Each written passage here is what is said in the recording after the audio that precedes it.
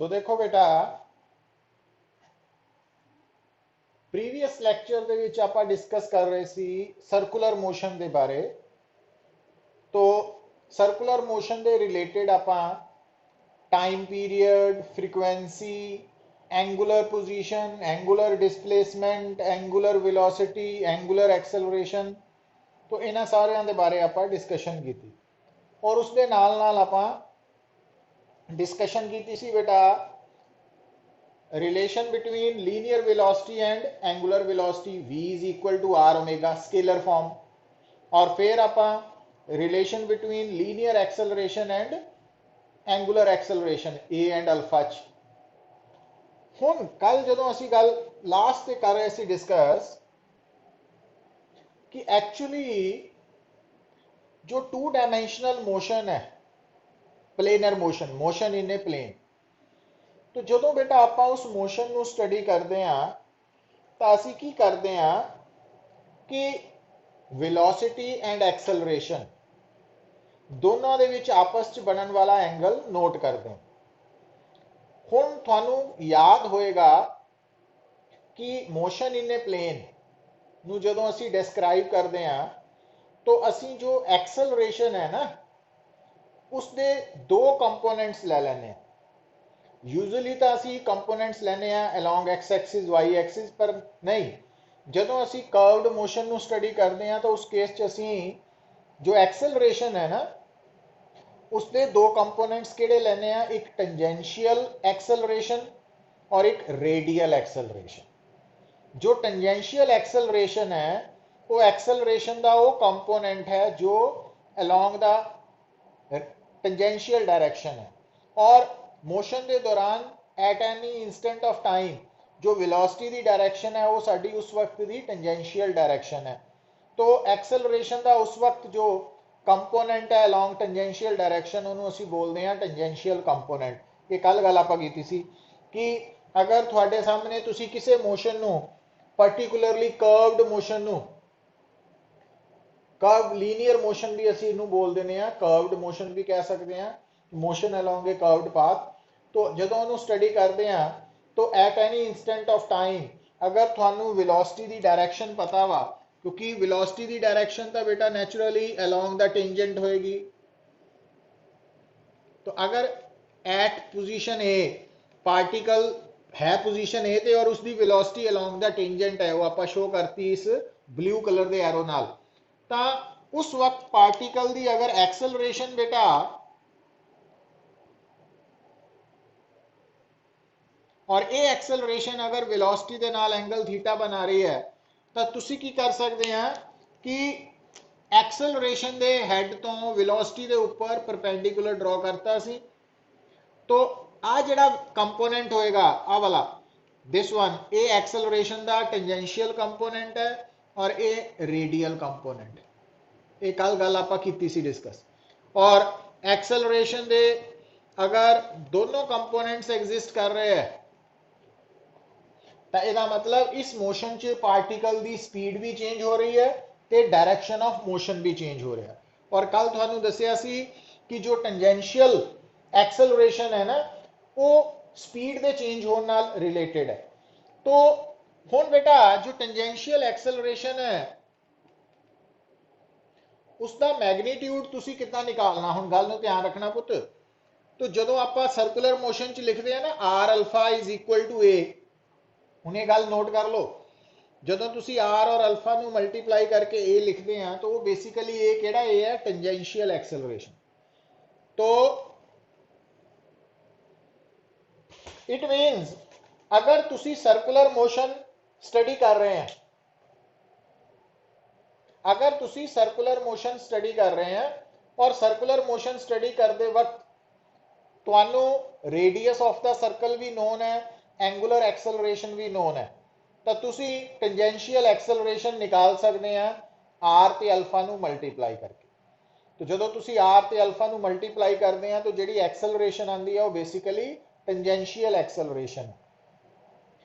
ठीक है, हुण देखो ਇਹਦਾ मतलब अगर थानू पता कि सर्कुलर मोशन के दौरान अगर बॉडी की टेंजेंशियल एक्सेलरेशन नोन है तो तुसी आर और अल्फा चो अगर आर पता तो अल्फा निकल आएगा, अगर अल्फा पता तो r radius of the circle भी निकल सकता है। तो ये ध्यान च रखनी गल। दूसरा बेटा कि जो टेंजेंशियल एक्सेलरेशन है ना, ध्यान दो, ये बेसिकली की है, इधर देखो बेटा, हुण आ गल नूं समझो, आ जो वी वैक्टर है ये वेलोसिटी है बेटा। तो जो आप इदा लिखते हैं ना, गल नूं समझियो, डीवी बाय डी टी ये है rate of change of velocity with respect to time, और ये एक्सेलरेशन है बेटा, ये एक्सेलरेशन है, टोटल एक्सेलरेशन, जिसके दो कंपोनेंट्स है टेंजेंशियल एंड रेडियल। और जदों थोड़े सामने इदा लिखा है ना, आ देखो, dv by dt means acceleration और मॉड मीन्स एक्सेलरेशन दा मैग्नीट्यूड। तो ये टोटल एक्सेलरेशन दा मैग्नीट्यूड है, तो ਇਹਦਾ मतलब टोटल एक्सेलरेशन दा मैग्नीट्यूड। पर अगर बेटा थानू पता वा आ वेलोसिटी है, तो आ है पुत्र स्पीड, v वैक्टर दे अराउंड मॉड पाने का मतलब ये स्पीड है। तो जो आप इनू डिफरेंशिएट करांगे तो ये बनेगी टेंजेंशियल एक्सेलरेशन। तो डिफरेंस समझो, ਜਦੋਂ dv by dt ਦਾ ਮੋਡ ਲਾਉਂਗੇ ਤਾਂ ਉਹ ਟੋਟਲ ਐਕਸਲਰੇਸ਼ਨ ਦਾ ਮੈਗਨੀਟਿਊਡ ਹੈ, ਔਰ ਜਦੋਂ ਤੁਸੀਂ mode of v the, mode of velocity the differentiation लाओगे तो वो टेंजेंशियल एक्सेलरेशन है। तो दोनों को मिक्स नहीं करना, दोनों अलग है, सेपरेट थिंग्स है, तो डिफरेंट है, तो इनू मिक्स नहीं करना है, साफ नजर आ रहा, तो इनू ध्यान च रखना पुत। तो हुण टेंजेंशियल एक्सेलरेशन क्योंकि आप कल डिस्कस की थी, ਇਹਦਾ कंसर्न किहदे नाल है, स्पीड दे चेंज होने नाल। तो अगर गल सुनो पुत, तो अगर थानू दिती है चेंज इन स्पीड पर सेकेंड, तो कितनी स्पीड चेंज हो रही है एक सेकेंड, तो वो टेंजेंशियल एक्सेलरेशन है। हुण देखो, अगर मैं देखो स्टेटमेंट बोल रहा, इनू ध्यान नाल समझना पुत, सुनना, फिर देखना, तो उन्होंने माइंड च स्टोर करना कि अगर मैं थानू कहां ए particle is moving along a circular path with variable speed such that speed is changing 2 meter per second every second, 2 metre per second every second, मतलब जेड़ा पार्टिकल है सर्कुलर पाथ फॉलो कर रहा है, ओदी स्पीड चेंज हो रही है कितना, हर सेकेंड बाद ओदी speed 2 metre per second change हो जाती है। तो चेंज इन स्पीड है 2 मीटर पर सेकेंड, और पर सेकेंड नीचे आ गया, तो इट मीन टेंजेंशियल एक्सेलरेशन कितनी आ गई, 2 metre per second over second is equal to 2 metre per square second. तो ये टेंजेंशियल एक्सेलरेशन आ जाए, मतलब स्टेटमेंट नू रीड करना भी थानू आना चाहिए वा। तो ध्यान देना, मैं बोल रहा कि अगर पुत्र थोड़े सामने सर्कुलर मोशन के बारे स्टेटमेंट है, particle is moving along a circular path with variable speed and its speed is changing 2 meter per second every second, मतलब हर सेकंड तो बाद ओदी स्पीड 2 मीटर पर सेकंड बदल गई, तो 2 मीटर पर सेकंड डिवाइडेड बाय सेकंड, तो ये टेंजेंशियल एक्सेलरेशन हो जाएगी 2 मीटर पर स्क्वायर सेकंड। तो अगर टेंजेंशियल एक्सेलरेशन थानू गिवन है, तो तुसी आर अल्फा तो, अगर आर गिवन है रेडियस ऑफ द सर्कल, तो अल्फा निकाल सकते हैं एंगुलर एक्सेलरेशन, और अगर एंगुलर एक्सेलरेशन नोन है तो रेडियस ऑफ सर्कल निकल सकता है ना। तो ध्यान रखना कि जो टेंजेंशियल एक्सेलरेशन है,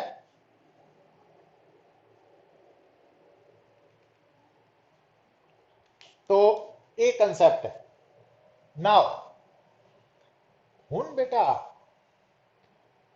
अगली गल हुन ध्यान नाल सुन लो, इस वक्त डायग्राम जो थानू नजर आ रही है ਉਹਦੇ ਵਿੱਚ ਜਿਹੜੀ ਤੁਹਾਡੀ वेलोसिटी है, ਤੁਹਾਡੀ मतलब पार्टिकल दी, और जो एक्सेलरेशन है पार्टिकल दी, वो आपस च एंगल बना रहे हैं थीटा, और थीटा की वैल्यू एक्यूट एंगल है, एक्यूट, ठीक है। पर अगर बेटा हम गल नू नोट करियो, अगर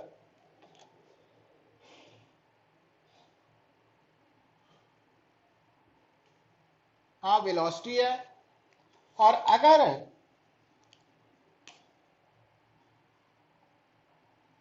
आ एक्सेलरेशन है तो हुण एंगल बन रहा obtuse angle, velocity and acceleration च ऑब्ट्यूज एंगल है। हुण बेटा आ टेंजेंशियल डायरेक्शन है, आ जिहड़ी वेलोसिटी दी डायरेक्शन है ये टेंजेंशियल डायरेक्शन है। हुण अगर तुसी आ परपेंडिकुलर ड्रॉ करता हैड तो है ना वेलोसिटी वाली लाइन पे, तो हुण इस केस च बेटा आ जिहड़ा कंपोनेंट है दिस वन, ये है टेंजेंशियल कंपोनेंट ऑफ एक्सेलरेशन और आ है रेडियल कंपोनेंट।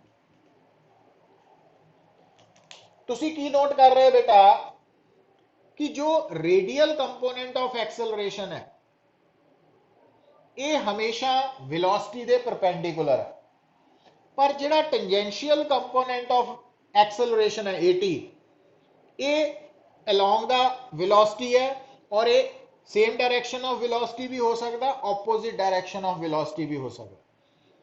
ठीक है, तो जो टेंजेंशियल एक्सेलरेशन है ना ये कंपोनेंट है एक्सेलरेशन का, और ਇਹਦਾ कंसर्न स्पीड ਦੇ चेंज ਹੋਣ ਨਾਲ है। तो ਹੁਣ ਗੱਲ ਨੂੰ ਸੁਣਿਓ, ਹੁਣ ਜਿਸ ਤਰ੍ਹਾਂ ਫਸਟ ਡਾਇਗਰਾਮ ਦੇ ਵਿੱਚ बेटा इस डायग्राम जो टेंजेंशियल एक्सेलरेशन है ये वेलोसिटी की तरफ है, तो ਇਹਦਾ मतलब इस केस च ਜਿਹੜੀ स्पीड है ना वो इंक्रीज कर रही है विद टाइम, और इस केस च जो टेंजेंशियल एक्सेलरेशन का कंपोनेंट है ना, कंपोनेंट ऑफ एक्सेलरेशन टेंजेंशियल है, ये टेंजेंशियल एक्सेलरेशन की डायरेक्शन वेलोसिटी के ऑपोजिट है। तो ਇਹਦਾ मतलब इस केस च स्पीड चेंज तो हो रही है बट वो डिक्रीज हो रही है विद टाइम। तो ये कंक्लूजन्स निकालने आने चाहिए, समझ होनी चाहिए। अच्छा, हुण इन्हां दोनों केसेस दे विच बेटा, इन्हां दोनों केसेस दे विच जो रेडियल एक्सेलरेशन है वो वेलोसिटी दे परपेंडिकुलर है।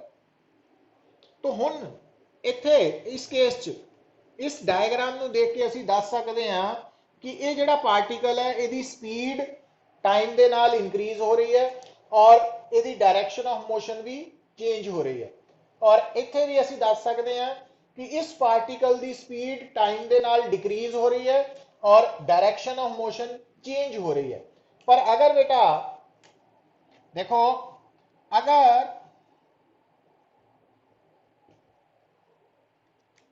अगर एक्सेलरेशन,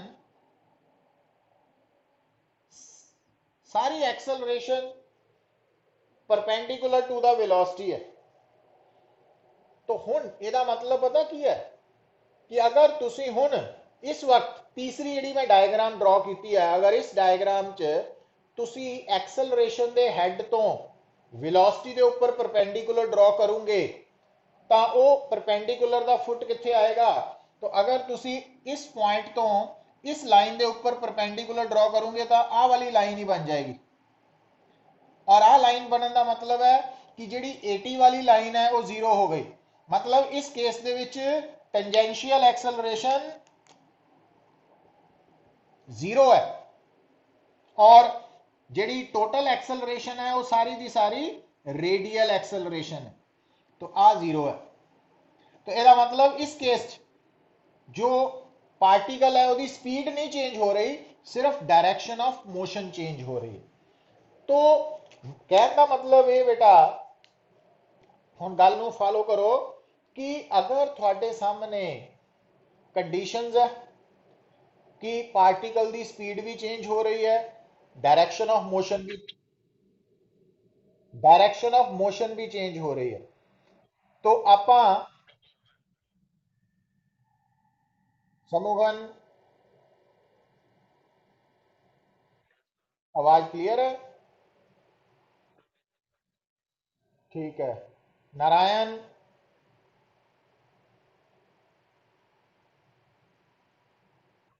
आवाज क्लियर है? ब्रेक हो रही है, ठीक है। चलो रिकॉर्डिंग भी की हुई है, मैं दोबारा देखो कितों हो रही है, विच विच स्टार्टिंग तो हो रही है कि हुणी हुई है? दसिया नहीं। तो ये लैक्चर मैं यूट्यूब ते पुत डिलीवर कर दिता वा, मतलब कर देना आफ्टर क्लास, तो उतो दोबारा देख लियो, इंपॉर्टेंट बड़ा वा, इनू मिस ना करियो। दोबारा मैं जल्दी ना कंप्लीट कर रहा गल नूं कि अगर थोड़े सामने कोई particle two dimensional motion particularly possess कर रहा तो उस मोशन ਨੂੰ डिस्क्राइब करने ਲਈ ਅਸੀਂ वेलोसिटी एक्सेलरेशन ਦੇ ਬਾਰੇ डिस्कशन करते हैं ਜਦੋਂ ਤਾਂ at any movement of time जिस डायरेक्शन च पार्टिकल की वेलोसिटी है उस डायरेक्शन ਨੂੰ ਅਸੀਂ टेंजेंशियल डायरेक्शन ਮੰਨਦੇ हैं और एक्सेलरेशन की डायरेक्शन बेटा अलॉन्ग द टेंजेंट भी हो सकती है परपेंडिकुलर टू द टेंजेंट भी हो सकती है तो इनकलाइंड भी हो सकती है। हुण जिहड़ी फस्ट डायग्राम है दिस वन हुण आ जिहड़ी डायग्राम है बेटा इस डायग्राम दे विच जो पार्टिकल है ਉਹਦੀ एक्सेलरेशन इनकलाइंड है तो इनकलाइंड एक्सेलरेशन की असी कंपोनेंट्स बना सकते हैं टेंजेंशियल एंड रेडियल। तो टेंजेंशियल एंड रेडियल हुण इस केस च रेडियल कंपोनेंट तो होएगा टेंजेंशियल नहीं है क्योंकि जदों तुसी एक्सेलरेशन के हैड तो वेलोसिटी के उपर परपेंडिकुलर ड्रॉ करोगे तो आही लाइन बनेगी तो आ लाइन जिहड़ी है दिस वन ये लाइन एग्जिस्ट नहीं करेगी तो इस कारण करके इत्थे टेंजेंशियल एक्सेलरेशन नहीं है इत्थे भी है पर इत्थे फर्क देखो इत्थे जिहड़ी टेंजेंशियल एक्सेलरेशन है वो वेलोसिटी के अलॉन्ग है और इत्थे वेलोसिटी के ऑपोजिट है। इसका मतलब इत्थे स्पीड इंक्रीज हो रही है और इत्थे स्पीड डिक्रीज हो रही है और इत्थे क्योंकि टेंजेंशियल एक्सेलरेशन है नहीं इट मीनस इत्थे स्पीड कांस्टेंट है पर इत्थे रेडियल एक्सेलरेशन है और इत्थे भी रेडियल एक्सेलरेशन है और इत्थे सारी दी सारी एक्सेलरेशन ही रेडियल है तो इस करके तीनों cases they which direction of motion भी चेंज हो रही है। तो हुण अगर बेटा थोड़े सामने आ है वेलोसिटी और जो एक्सेलरेशन है ना वो आ है एक्सेलरेशन हुण इस केस च बेटा सारी दी सारी एक्सेलरेशन वेलोसिटी के अलॉन्ग है तो हुण इस केस च जो रेडियल एक्सेलरेशन है वो जीरो होएगी हुण इत्थे रेडियल नहीं है रेडियल होनी है आ वाली तो आ साइज खत्म हो गया ना क्योंकि आ टिप हुण इहदे ते आ गई है तो इत्थे रेडियल जीरो है और सिर्फ टेंजेंशियल ही है टोटल। इसका मतलब इस केस दे विच स्पीड चेंज हो रही है इंक्रीज कर रही है और डायरेक्शन ऑफ मोशन नहीं चेंज हो रही इस केस मतलब इन्हां डायग्राम्स चों एक्सेलरेशन वेलोसिटी की डायरेक्शन तो असी बहुत सारे कंक्लूजन्स ड्रॉ कर सकते हैं और निकालने आने चाहिए। तो हुण बेटा अगर थोड़े सामने वेलोसिटी की डायरेक्शन इस तरफ है और एक्सेलरेशन जो है वो इस तरफ है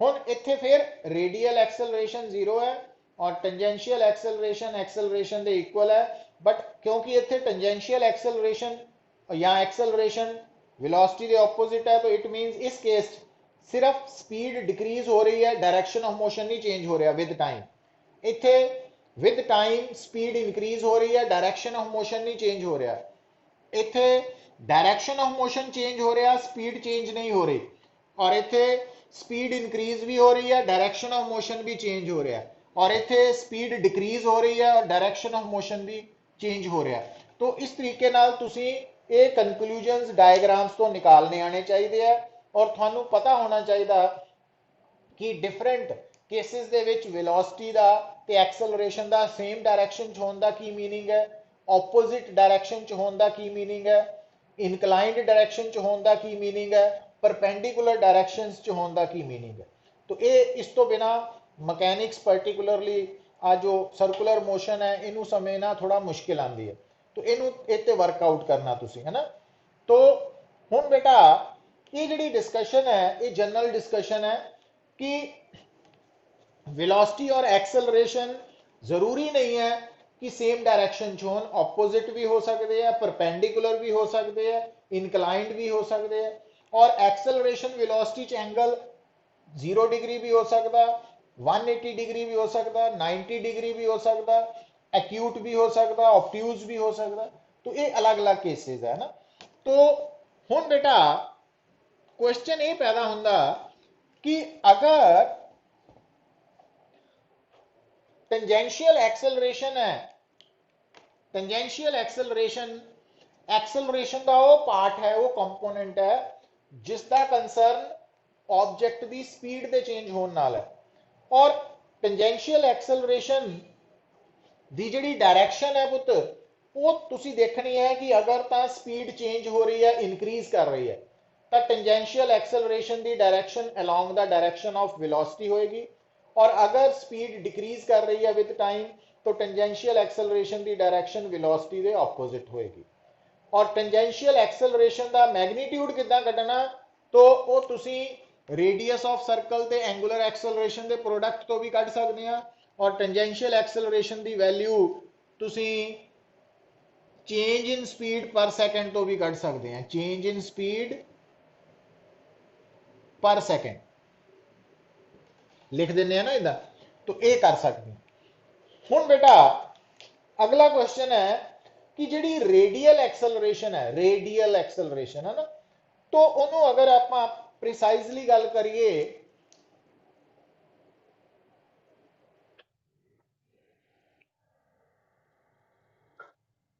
हाँ जी बेटा,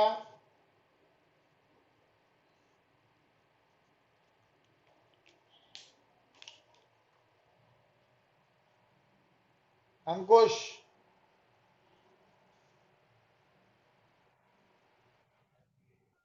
आवाज क्लियर है?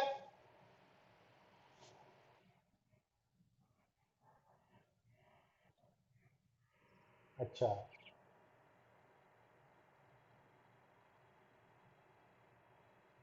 हूँ देखो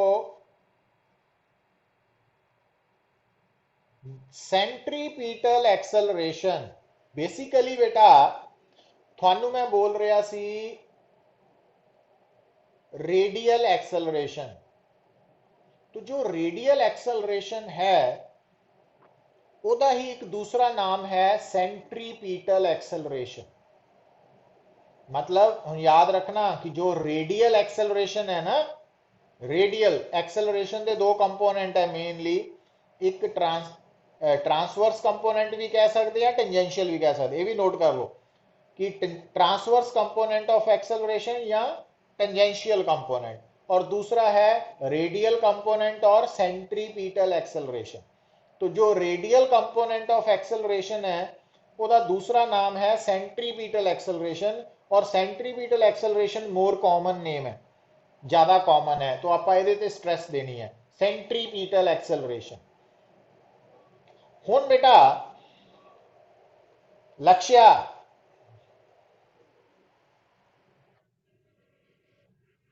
समझ आ रही है?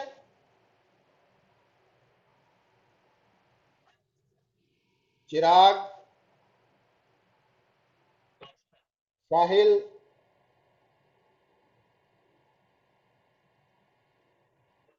नमन,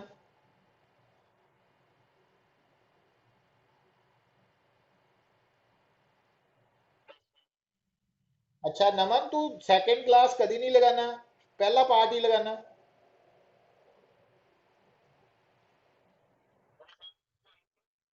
अच्छा, घट लगाना, रेगुलर रहो पुत। यथार्थ,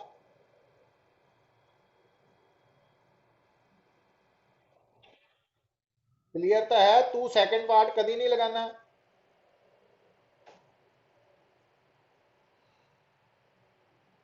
यथार्थ है?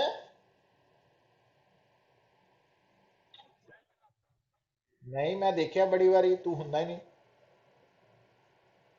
स्किप करदा तू, अगे तो रेगुलर रहो। नहीं मैनू पता वा, मैं इत्थे देखता हुंदा सारा, मैनू पता स्क्रीन के उपर सब नज़र आ रहा पार्टिसिपेंट्स भी केड़ा किस टाइम ते जा रहा केड़ा आ रहा, तो रेगुलर रहो पुत्र। हुण देखो, हुण जेड़ा अज टेस्ट सी वो मैं लेट हो गया, मैं पीडीएफ भेज तो दी है, कल तक सारे जने उन्होंने कवर करके तो मैनू डिपॉजिट कराओ मैक्सीमम, कोई एक्सक्यूज नहीं चाहिए अभी। क्यों? चलो ठीक है। तो हूँ देखो बेटा, वो डेट शीट आनी है पुत, तो फिक्र करन, ਹਾਂ ਘਬਰਾਓ ਨਾ, ਤੇ ਜਿੰਨੀ ਤਿਆਰੀ ਆਪਾਂ ਇੱਥੇ ਕਰ ਰਹੇ ਆ ਹਨਾ, ਨਾਲ ਨਾਲ ਜਿੰਨੀ ਹੋ ਰਹੀ ਆ ਉਹ ਚੋਂ ਨਹੀਂ ਕੁਝ ਗਲਤ ਹੋਣਾ ਚਾਹੀਦਾ, ਮੈਕਸਿਮਮ ਠੀਕ ਹੋਣਾ ਚਾਹੀਦਾ, ਇਹ ਐਕਸਪੈਕਟ ਕਰਦਾ। ਬਾਕੀ ਜਿਹੜਾ ਨਹੀਂ ਕਵਰ ਹੋਇਆ ਕਿਉਂਕਿ ਆਪਾਂ ਸਟਾਰਟ ਹੀ ਲੇਟ ਕੀਤਾ ਵਾ, ਤੋਂ ਉਹਦੇ ਲਈ ਨਹੀਂ ਮੈਂ ਕੁਝ ਕਹਿ ਸਕਦਾ ਤੁਹਾਨੂੰ।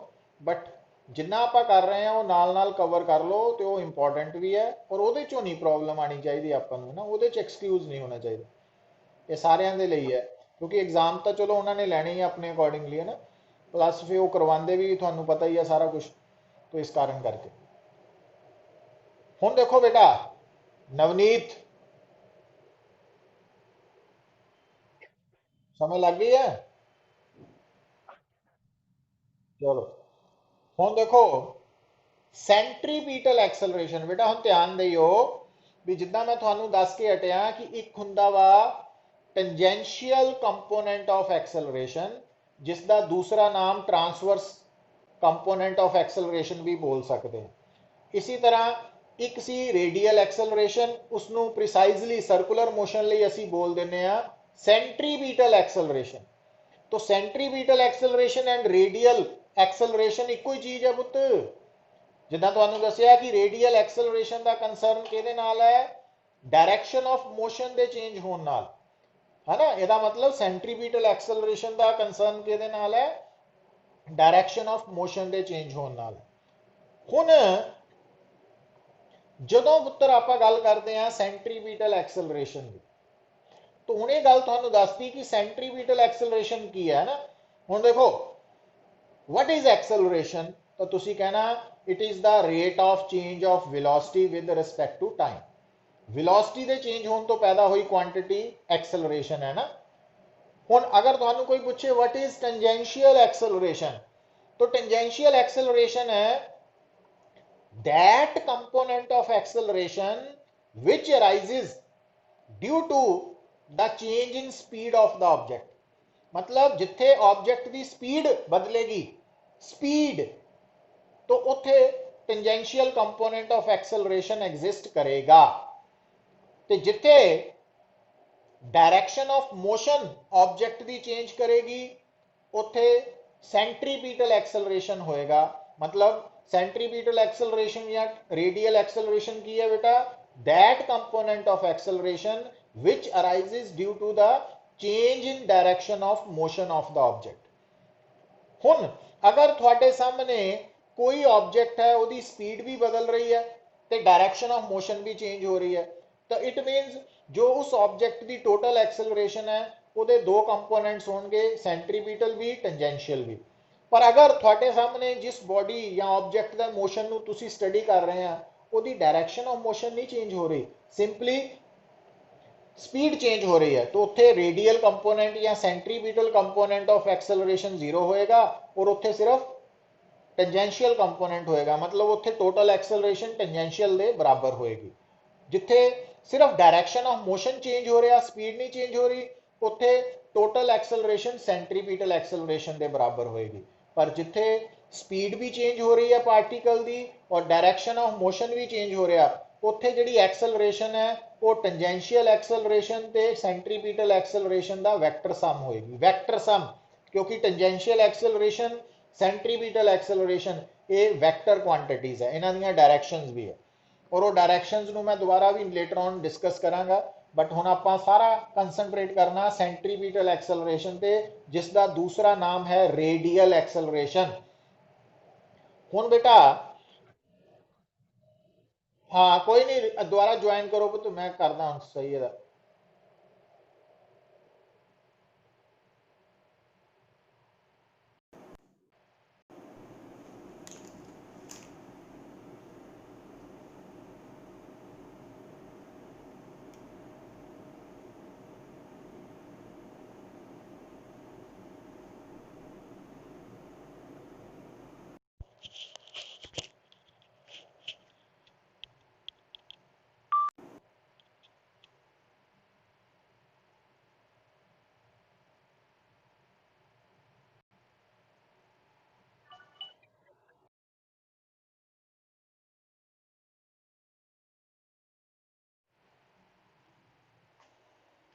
देखो बेटा, now we are going to discuss about centripetal acceleration. तो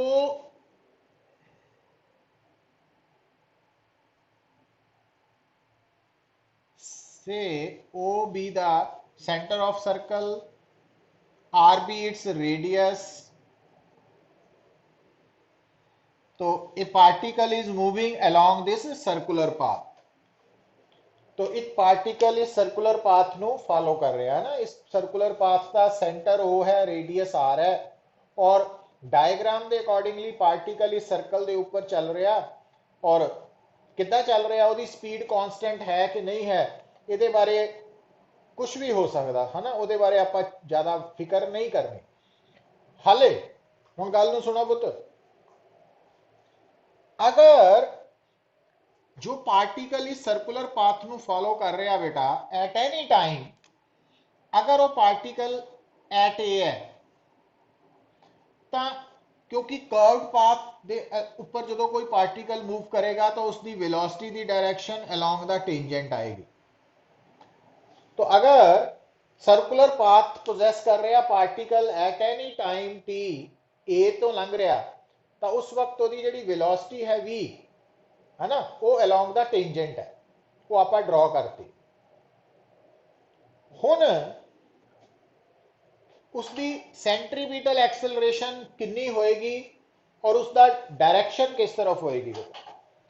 हुन देखो जो सेंट्रीपिटल एक्सेलरेशन है, थानू दसिया बार बार दस रहा कि ये रेडियल एक्सेलरेशन का ही दूसरा नाम है।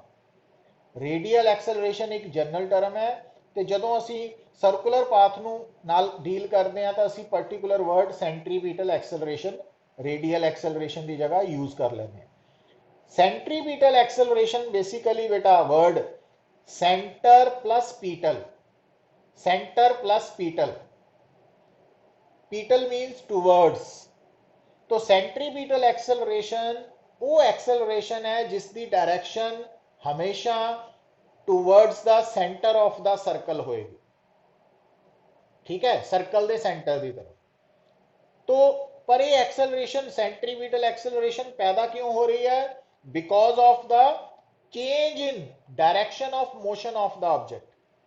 क्योंकि पार्टिकल द मोशन की जो डायरेक्शन है अगर वो चेंज हो रही है तो सेंट्रीपिटल एक्सेलरेशन कंपोनेंट एग्जिस्ट करेगा। तो सर्कुलर पाथ का मतलब है कि डायरेक्शन ऑफ मोशन ने तो चेंज होना ही होना, इस करके सेंट्रीपिटल एक्सेलरेशन एग्जिस्ट कर रही है, पैदा हो रही है। हुण बेटा देखो, अगर तुसी इस डायग्राम नू देखो तो जेड़ा क्वेश्चन पैदा हो रहा जिहदा तुसी आंसर करना कि अगर at any time A particle the velocity v है और पार्टिकल जिस सर्कुलर पाथ नू फॉलो कर रहा उसका रेडियस r है, तो इस वक्त पार्टिकल दी जो सेंट्रीपिटल एक्सेलरेशन है वो किस तरफ है। तो थानू की दसिया centripetal word basically centre plus petal, petal means towards centre, तो वो एक्सेलरेशन जिसकी direction towards the centre of the circle है। सो इसका मतलब जदों पार्टिकल ए ते है ते आ सर्कल का सेंटर है, तो इस केस दे विच जो सेंट्रीपिटल एक्सेलरेशन है उसकी डायरेक्शन ए तो ओ वाल है, और इसका मैग्नीट्यूड कितना होएगा बेटा ये आप डिराइव करना, बट हाले आप रिजल्ट याद रखना। जिस तरह टेंजेंशियल एक्सेलरेशन का रिजल्ट सी अल्फा ते आर, वो डिराइव भी किया सी और याद भी रखा।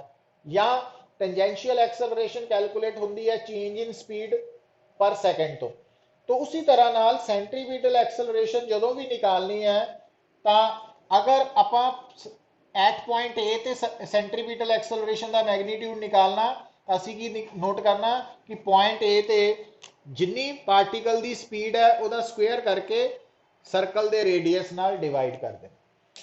हुण ये फार्मूला आया कित्थों है, ये लिए आप नैक्सट डिस्कशन करनी है, बट हाले तुसी ये माइंड च रखना कि अगर तुहाडे सामने सर्कुलर मोशन हो रहा है और एट एनी टाइम तुसी सेंट्रीपिटल एक्सेलरेशन की डायरेक्शन ते मैग्नीट्यूड निकालना, तो तुसी की करना उस वक्त जिन्नी स्पीड है पार्टिकल की ਉਹਦਾ ਸਕੁਅਰ ਲੈ ਕੇ ਰੇਡੀਅਸ ਆਫ ਸਰਕਲ ਨਾਲ ਡਿਵਾਈਡ ਕਰ दूंगे वो सेंट्रीपिटल एक्सेलरेशन का मैग्नीट्यूड होएगा और उस वक्त सर्कल के उपर पार्टिकल की जो पोजीशन है उस पोजीशन को सेंटर वाल नूं जोड़ देना एरो नाल वो सेंट्रीपिटल एक्सेलरेशन की उस वक्त की डायरैक्शन है। हुण बेटा ध्यान दियो कि जो सेंट्रीपिटल एक्सेलरेशन है एट एनी टाइम वो स्पीड का स्क्वेयर ओवर रेडियस तो निकलनी है। हुण तुसी समझो अगर कोई पार्टिकल सर्कुलर मोशन पोजेस कर रहा और सर्कुलर मोशन पोजेस करते वक्त उसकी स्पीड भी बदल रही है तो उस सर्कुलर मोशन को कल दसिया सी कहने नॉन यूनीफॉर्म सर्कुलर मोशन। अगर सर्कुलर मोशन के दौरान पार्टिकल की स्पीड बदले वो हुंदा नॉन यूनीफॉर्म सर्कुलर मोशन और अगर सर्कुलर मोशन के दौरान स्पीड कांस्टेंट रहे हर वक्त हर जगह पे स्पीड सेम रहे स्पीड वेलोसिटी नहीं रह सकती उन्होंने कहने असी uniform circular motion. Uniform motion नहीं यूनीफॉर्म मोशन कभी भी सर्कुलर मोशन नहीं हो सकता है ना क्योंकि यूनीफॉर्म मोशन च वेलोसिटी ने कांस्टेंट रहना। ये वर्ड ते ध्यान दो यूनीफॉर्म मोशन ते यूनीफॉर्म सर्कुलर मोशन च फर्क है। यूनीफॉर्म सर्कुलर मोशन का मतलब है कि पार्टिकल सर्कुलर पाथ फॉलो कर रहा और हर वक्त उसकी स्पीड कांस्टेंट है। तो हुण बेटा तुसी नोट करो कि अगर थोड़े सामने जो मैं सर्कल ड्रॉ किया तो इस सर्कल के उपर अगर जो पार्टिकल मूव कर रहा अगर वो स्पीड कांस्टेंट रही है हर वक्त तो इस सर्कुलर मोशन को तुसी बोलोगे यूनीफॉर्म सर्कुलर मोशन। और हर वक्त स्पीड कांस्टेंट रहने का मतलब कि हर वक्त चाहे ए पॉइंट है चाहे बी पॉइंट है तो स्पीड सेम होने करके सेंट्रीपिटल एक्सेलरेशन का मैग्नीट्यूड सेम रहेगा पर डायरेक्शन जो पार्टिकल ए ते नहीं है बी ते पहुंच गया तो वो सेंट्रीपिटल एक्सेलरेशन की डायरेक्शन इस तरफ हो जाएगी हो जाएगी। हुण आ वाली सेंट्रीपिटल एक्सेलरेशन की डायरेक्शन और आ डायरेक्शन सेम नहीं है। सो इसका मतलब uniform circular motion during uniform circular motion चाहे स्पीड कांस्टेंट है और स्पीड के कांस्टेंट रहने करके हर जगह पे सेंट्रीपिटल एक्सेलरेशन का मैग्नीट्यूड कांस्टेंट है बट सेंट्रीपिटल एक्सेलरेशन की डायरेक्शन बदलेगी। तो अगर किसी भी वैक्टर की डायरेक्शन बदलती है तो वो वैक्टर यूनीफॉर्म नहीं होंदा वो नॉन यूनीफॉर्म हो जाता। तो इसका मतलब जो यूनीफॉर्म सर्कुलर मोशन है वो कादी एग्जांपल है कि यूनीफॉर्म सर्कुलर मोशन जो सेंट्रीपिटल एक्सेलरेशन है उसकी डायरेक्शन चेंज होने करके जो एक्सेलरेशन है वो नॉन यूनीफॉर्मली एक्सेलरेटेड मोशन हो जाता। तो इस करके ये गल नूं आपां लेटर ऑन फिर दोबारा एक बार डिस्कस करांगे तो ये पॉइंट्स नूं याद रखना। हुण वापस मैं आ रहा पुत हुण मान लो जिस वक्त तुसी पार्टिकल की सेंट्रीपिटल एक्सेलरेशन निकालनी है उस वक्त उसकी स्पीड अगर v है तो सेंट्रीपिटल एक्सेलरेशन का मैग्नीट्यूड हो जाएगा v स्क्वायर बाय r। और अगर थानू v नहीं पता ओमेगा पता एंगुलर वेलोसिटी का मैग्नीट्यूड ओमेगा तो तुसी v की जगह पे इत्थे r ओमेगा लिख के ac की बना सकते हैं पुत्र। हुण अगर मैं इस v की वैल्यू नूं इत्थे पुट करा ऊपर आ जाना r स्क्वायर ओमेगा स्क्वायर नीचे r एक कट्टिया जाना।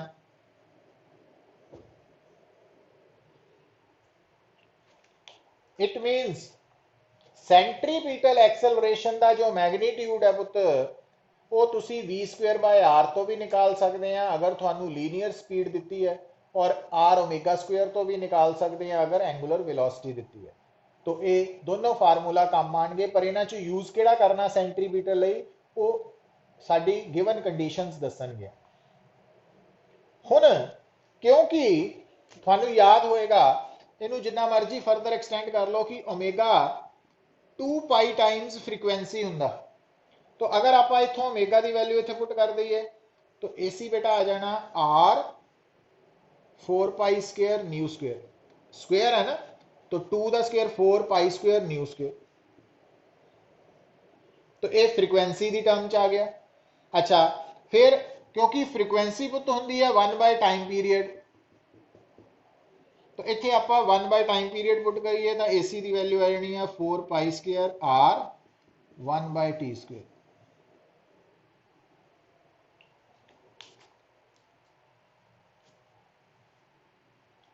तो इस तरीके नाल तुसी सेंट्रीपीटल एक्सेलरेशन का at any time at any position during circular motion magnitude निकाल सकते हैं। डायरेक्शन तो हमेशा किधर नूं लैनी है पुत, उस वक्त सर्कल के उपर पार्टिकल की पोजीशन नूं सेंटर वाल नूं जोड़ के एरो ड्रॉ कर देना, तो उस वक्त की सेंट्रीपीटल एक्सेलरेशन की डायरेक्शन होएगी। और आप इथों देख लिया कि जो पार्टिकल ए तो बी जाएगा तो सेंट्रीपीटल एक्सेलरेशन की डायरेक्शन ने तो चेंज करना ही करना। इस करके centripetal acceleration non uniformly acceleration है, मतलब यूनिफॉर्म एक्सेलरेशन नहीं है, नॉन यूनिफॉर्म एक्सेलरेशन है, ये याद रखना। तो हुण इत्थे तक क्लीयर होई गल। यथार्थ,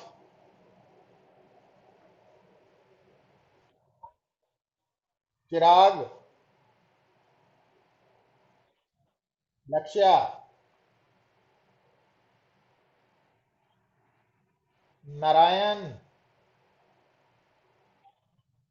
अंकुश, साहिल,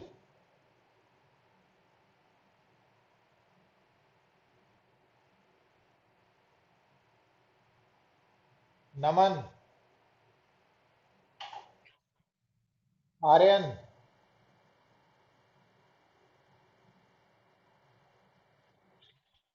नवनीत,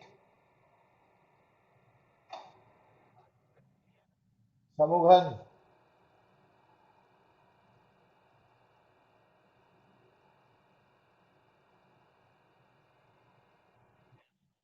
भरत।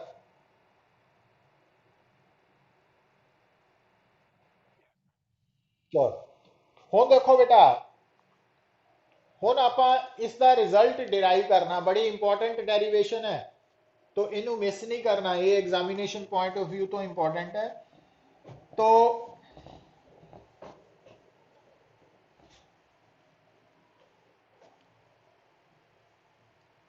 देखो बेटा,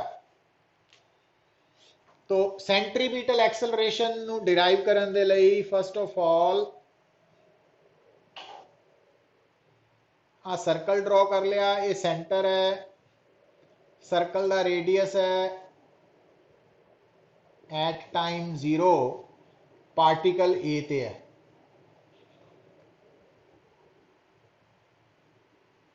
ਐਟ ਟਾਈਮ T पार्टिकल कितने पहुंच चुका वा B ते। ठीक है, हुण बेटा ध्यान दो, तो आ जड़ा एंगल है ये है ड्यूरिंग सर्कुलर मोशन पार्टिकल दी जो एंगुलर डिस्प्लेसमेंट है ड्यूरिंग टाइम T। हुण बेटा क्योंकि अगर असी इत्थे ये मानते हैं कि particle with variable speed move कर रहा, तो स्पीड के बदलन करके टेंजेंशियल एक्सेलरेशन भी होएगी, ते डायरेक्शन ऑफ मोशन के चेंज होने करके सेंट्रीपिटल दोनों कंपोनेंट्स होंगे ना। पर आप तो सिर्फ सेंट्रीपिटल ते कंसंट्रेट करना, इस करके असी अपने काम नू ईजी करने लिए पता की मान लेना कि साडा जिहड़ा पार्टिकल है वो सर्कुलर मोशन पोजेस कर रहा विद कांस्टेंट स्पीड, तो स्पीड भी कांस्टेंट है। तो पहला ये अज्यूम कर लिया कि असी जिहड़ा सर्कुलर मोशन डिस्क्राइब करन लगे हैं वो यूनिफॉर्म सर्कुलर मोशन है, स्पीड कांस्टेंट है। अच्छा, हुण बेटा जिहड़ा ए पॉइंट थानू नजर आ रहा, इस ए पॉइंट पे अगर मैं टेंजेंट ड्रॉ करदा, तो ये टेंजेंट एरो वेक्टर बन गया ना, ये है ए पॉइंट पे वेलोसिटी। और अगर मैं टेंजेंट ड्रॉ करदा बी ते, तो ये है वेलोसिटी एट पॉइंट बी। हुण क्योंकि बेटा आपां ये मान के चल रहे हैं कि पार्टिकल की स्पीड कांस्टेंट है, तो इट मीनस चाहे ए पॉइंट है चाहे बी पॉइंट है, वेलोसिटी का अलग है। क्यों? क्योंकि ए और बी ते जो वेलोसिटी की डायरेक्शन डिफरेंट डायरेक्शन च है, बट स्पीड सेम है। तो इट मीनस आप की नोट कर लेना कि ए पॉइंट ते जो स्पीड है वो हो गई दिस वन, ਇਹਦਾ मतलब स्पीड एट ए, ਇਹਦਾ मतलब स्पीड एट बी, और ये दोनों बराबर रहनी है। ये दोनों की यूनिफॉर्म सर्कुलर मोशन च हर पॉइंट पे स्पीड सेम रहनी है। तो इट मीनस आप कंसीडर कर लें। हुन बेटा देखो, हुन अगर पार्टिकल ए तो बी शिफ्ट होया, ठीक है, हुन ए तो बी शिफ्ट होने ते की होया बेटा, डिस्प्लेसमेंट कवर हुई है, ठीक है। हुन ਜਦੋਂ ਤੁਸੀਂ ਗੱਲ ਨੂੰ ਹੁਣ ਧਿਆਨ ਨਾਲ ਸਮਝਿਓ ਪੁੱਤ, ਕੱਲ ਵਾਲੀ ਗੱਲ याद रखो कि अगर ਜਿਹੜਾ बी पॉइंट है अगर वो ए दे काफी करीब है, काफी करीब है, तो थीटा की हो जाएगा बेटा। अगर बी ए दे काफी करीब है, सिर्फ डायग्राम च दूर बनाया ताकि थानू थानू मतलब डायग्राम च क्लैरिटी नजर आए, इस करके ए और बी काफी दूर नजर आ रहे हैं, बट एक्चुअली ਆਪਾਂ बी ਨੂੰ ਕੀ ਮੰਨਣਾ ਇੱਥੇ, ए ਦੇ ਕਾਫੀ ਕਰੀਬ। ਜਦੋਂ बी पॉइंट ए ਦੇ ਕਾਫੀ ਕਰੀਬ ਹੋਏਗਾ ਤਾਂ ਤੁਹਾਨੂੰ ਕੱਲ ਵਾਲੀ ਗੱਲ ਯਾਦ ਆਣੀ ਚਾਹੀਦੀ ਹੈ कि ए और बी ਦੇ ਵਿੱਚ जो डिस्टेंस ਤੇ जो डिस्प्लेसमेंट है, तो डिस्टेंस ਤੇ डिस्प्लेसमेंट ਦਾ मैग्नीट्यूड बराबर हो जाएगा। याद आई गल, ਆਪਾਂ ਕੱਲ प्रूव ਕੀਤਾ ਸੀ कि mod delta R vector is equal to L आ गया सी ਜਦੋਂ बी और ए काफी नजदीक है, और ਜਦੋਂ बी और ए काफी नजदीक है तो थीटा भी काफी स्मॉल होएगा। तो ये आप कल प्रूव किया सीगा, थानू याद होना चाहिए वा। तो हुन बेटा ये माइंड च रखना कि इत्थे आप मन के चलते हैं कि बी और ए काफी करीब है, इस करके बी और ई जो काफी करीब है तो आ जिहड़े सामने थोड़े बी और ई नू जोड़न वाली कर्व लाइन नजर आ रही है पुत, तो अगर बी ए दे काफी करीब है तो ये कर्व्ड लाइन स्ट्रेट ही होएगी, स्ट्रेट ही होएगी। पर डायग्राम च क्लैरिटी रखने लई जे मैं बी नू एक्चुअली ए दे काफी नजदीक ड्रॉ कर देना तो थानू बी और ए च फर्क नहीं सी पता लगना, और उस करके कन्फ्यूजन हो जानी सी, है ना। तो इस करके आप डायग्राम च तो बी ए तो काफी दूर बनाया, बट एक्चुअली असी की कह रहे हैं ਜਦੋਂ डेरिवेशन कर रहे हैं कि बी ए दे काफी नजदीक है, और इस करके बी और ए नू जोड़न वाली ਜਿਹੜੀ लाइन है ना वो नजर चाहे कर्व्ड आ रही है बट है एक्चुअली की है स्ट्रेट। इनू दिमाग च स्ट्रेट मनना वा क्योंकि बी और ए काफी करीब है। तो हुन बेटा ये जी स्ट्रेट लाइन है आ वाली, ये थानू स्ट्रेट लाइन दिमाग च आनी चाहिए है। वो क्यों? क्योंकि B is lying infinitesimally close to A, इस करके जो कर्व ए है ना वो स्ट्रेट लाइन ए बी है ना, जो कर्व ए बी नजर आ रहा है वो स्ट्रेट लाइन आनी चाहिए थोड़े दिमाग। और आ जी ए बी लाइन है एल के बराबर है ना, क्योंकि स्ट्रेट लाइन की लेंथ जो है डिस्प्लेसमेंट का मैग्नीट्यूड है, और एक कर्व लाइन की लेंथ एल डिस्टेंस है, और ये अगर बी और ए काफी करीब है तो बराबर है दोनों, इस करके ध्यान च रखो पुत। हुन दोबारा गल सुनो, आ एल हो गई, आ आर है, थीटा वा। हुन एल के बराबर होंदा पुत, r theta, l is equal to r theta, है ना। थीटा की है एंगल, आर की है रेडियस, एल की है आर्क, है ना। तो हुन चाहे आर्क सीधी भी है क्योंकि जो बी पॉइंट ए दे काफी नेड़े होएगा तो आर्क ही रहनी है ना। तो इस करके l is equal to theta r, ये कल आप प्रूव भी किया सी सारा, ये दोबारा दिमाग च रखना। मतलब कई गल्लां जिहड़ियां +1 च आप डिस्कस करते हैं वो ओवर सिंपलीफाई करके करते हैं ना, तो इस कारण करके तुसी नज़र कुछ आ रहा होंदा बट ਉਹਦੇ ਪਿੱਛੇ ਦਾ कंसैप्ट ਨੂੰ याद रखोगे तो कन्फ्यूजन नहीं होएगी, तो नाल नाल नोट कर लिया करो। हुन बेटा दोबारा देखो, हुन देखो आ जिहड़ा वैक्टर है ना ਆ ਵੈਕਟਰ, तो ਆਪਾਂ ਕਿਸੇ ਵੀ ਵੈਕਟਰ ਨੂੰ ਪੁੱਤ अगर ਉਹਦੇ ਪੈਰਲਲ ਸ਼ਿਫਟ ਕਰਦੇ ਆ ਤਾਂ ਉਹ ਵੈਕਟਰ ਅਨਚੇਂਜ ਰਹਿੰਦਾ। तो ਇਹਦਾ मतलब ਤੁਸੀਂ ਆ ਜਿਹੜਾ VA ਵੈਕਟਰ ਹੈ ਨਾ, ਆ ਵੈਕਟਰ ਹੈ, ਇਸ ਵੈਕਟਰ ਨੂੰ ਤੁਸੀਂ ਜਿੱਥੇ ਮਰਜ਼ੀ ਸ਼ਿਫਟ ਕਰ ਸਕਦੇ ਹੋ।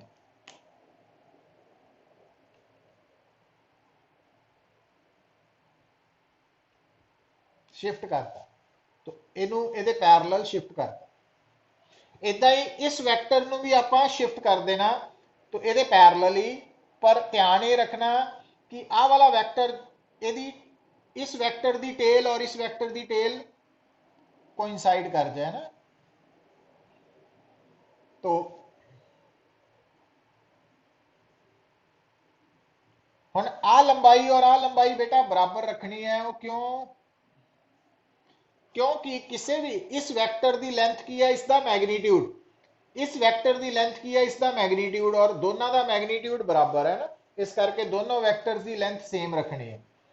हुण एक गल होर जिहड़ी अज तो बाद भुलनी नहीं है, वो तो ज्योमैट्री च तुसीं पढ़ के आए हैं, दोबारा सुन लो कि आ जिहड़ी OA लाइन है, OA लाइन ये रेडियल लाइन है, और इस रेडियल लाइन के ऊपर आप टेंजेंट है, टेंजेंट परपेंडिकुलर, तो इसका मतलब जो VA वैक्टर है ना वो OA लाइन के परपेंडिकुलर है, जो VB वैक्टर है वो OB लाइन के परपेंडिकुलर है। हुण आ दोनों लाइन्स आपस च एंगल बना रही हैं थीटा, तो ये ज्योमैट्री का रूल है, याद है तां भी ठीक है, नहीं है तो अज तो बाद भुलना नहीं, ये हुण पूरी फिजिक्स च काम आना कि अगर बेटा थोड़े सामने दो इनकलाइंड लाइन्स है, अगर थोड़े सामने दो इनकलाइंड लाइन्स है जिदा OA एंड OB, उन्हां दो इनकलाइंड lines they which Jinnah angle है ना उन्ना ही एंगल उन्हां दे परपेंडिकुलर लाइन्स च होएगा। हुण आ लाइन इहदे परपेंडिकुलर है और आ वाली लाइन इहदे परपेंडिकुलर है, इस करके इन्हां दोनां च भी एंगल वही होएगा जिहड़ा इन्हां दोनां दे विच है, सो इट मीनस आ एंगल भी थीटा। हुण अगर मैं ध्यान दो, आ बेटा है velocity at zero time, initial time, ये है फाइनल टाइम, है ना, तो final velocity minus initial velocity ये हुंदी है चेंज इन वेलोसिटी। क्लियर है? तो अगर मैं इन्हां दोनों नूं जोड़ के इदां करा तो तुसी इस ट्राइंगल का आपां कोई नाम रख लैंदे आ PQR। हुण इस ट्राइंगल च तुसी अप्लाई करो पुत triangle law of vectors addition, apply करो तो हुण तुसी नोट करो आ वाला वैक्टर ऑपोजिट ऑर्डर च है, जबकि आ वैक्टर और आ वैक्टर सेम ऑर्डर च है, तो आ वैक्टर तो है VA और इस वैक्टर का नाम रख लेने हैं QR, और ये वैक्टर ऑपोजिट ऑर्डर च है, रिजल्टेंट, इसका मतलब QR वैक्टर के बराबर है बेटा VB vector minus VA vector, पर VB माइनस VA वैक्टर तो चेंज इन वेलोसिटी है, इसका मतलब आ चेंज इन वेलोसिटी है। तो ये आपां नूं ट्राइंगल लॉ ने दसता। तो हुण वापस आओ, हुण बेटा तुहानूं दसिया भी तुसी माइंड च देखण नूं कुछ होर नज़र आ रहा, बट माइंड च की मनना कि जिहड़ा B पॉइंट है ना वो A दे काफ़ी नज़दीक है, मतलब आ जिहड़ी लाइन है आ वाली ये स्ट्रेट लाइन नज़र आनी चाहिए तुहानूं माइंड च, और अगर ये स्ट्रेट लाइन है तो आ भी ट्राइंगल बन जाएगी, मतलब आ जिहड़ी कर्व लाइन है ये स्ट्रेट नज़र आनी चाहिए है, मतलब नज़र तुहानूं कर्व आ रही है बट ये स्ट्रेट क्यों है? क्योंकि B A दे काफ़ी नज़दीक है, तो जो इनू स्ट्रेट मनोगे तुसी स्ट्रेट, तो ये भी ट्राइंगल है पुत, तो आ ट्राइंगल है और आ भी ट्राइंगल है। हुण ये दोनों सिमिलर ट्राइंगल्स है, तो as OAB and PQR are similar triangles. Similar क्यों क्या पुत्र? इस ट्राइंगल दियां भी दोनों साइड्स आ वालियां बराबर है, आ भी आर है, आ भी आर है, और आ थीटा वा, और ये भी आ दोनों साइड्स बराबर है और एंगल थीटा वा। हुण अगर ये सिमिलर ट्राइंगल्स है तो उस केस ਦੇ ਵਿੱਚ एंगल ਦੇ ਸਾਹਮਣੇ वाली साइड, एंगल ਦੇ ਸਾਹਮਣੇ वाली साइड, तो एंगल ਦੇ ਸਾਹਮਣੇ वाली साइड है इथे L, और ਇਹਦੇ एंगल ਦੇ ਸਾਹਮਣੇ वाली साइड है डेल्टा V, मॉड मैग्नीट्यूड ले लेना ना आप। तो एंगल दे सामने वाली साइड L है, एंगल दे सामने वाली साइड डेल्टा V है, एंगल दे राइट साइड R है, ते एंगल दे राइट साइड VA है। VA दा मॉड, ते VA दा मॉड की है पुत V,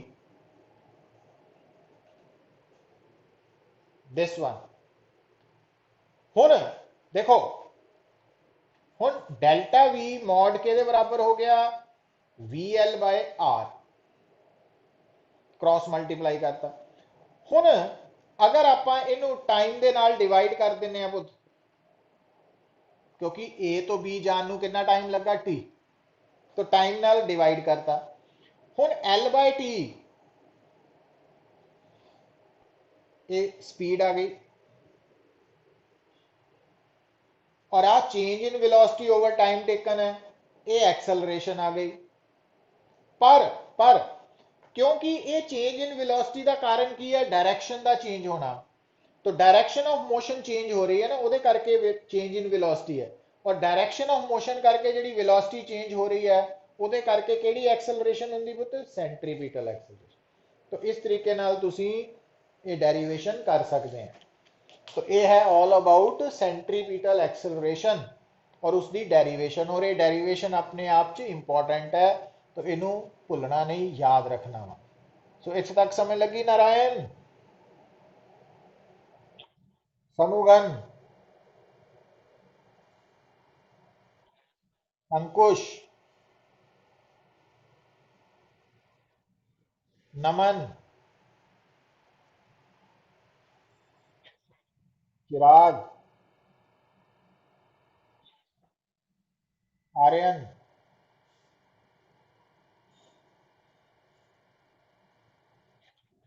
नवनीत,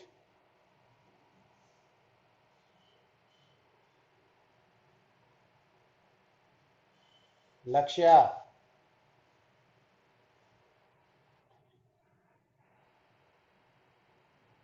साहिल,